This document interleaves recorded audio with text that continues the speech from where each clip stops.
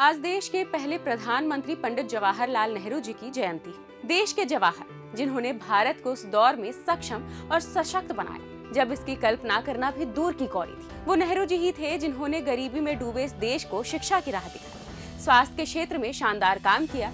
उनकी बनाई हुई विदेश नीति और कूटनीति की आज दुनिया भर में तारीफ की जाती है। आज भी देश अहम फैसले उन्हीं की नीतियों के आधार पर लेता है। आइए आज आपको नेहरू जी की उन फैसलों के बारे में बताते हैं जो आधुनिक भारत के निर्माण में अहम साबित हुए। उनकी नीतियां जो देश के आर्थिक और सामाजिक विकास को आकार देने में बड़ी मददगार है। आर्थिक नीतियां।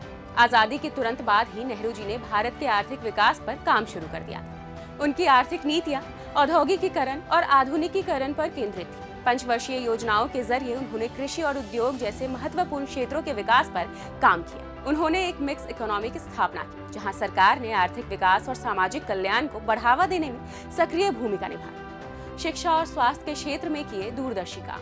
नेहरू जी शिक्षा की अहमियत समझते थे, इसलिए शिक्षा और सामाजिक विकास पर उनका मेन फोकस रहा। शिक्षा के क्षेत्र में उन्होंने IIM department of atomic energy और स्पेस सेंटर की स्थापना की। इन संस्थानों से पढ़कर लोग पूरी दुनिया में भारत का नाम रोशन कर रहे हैं।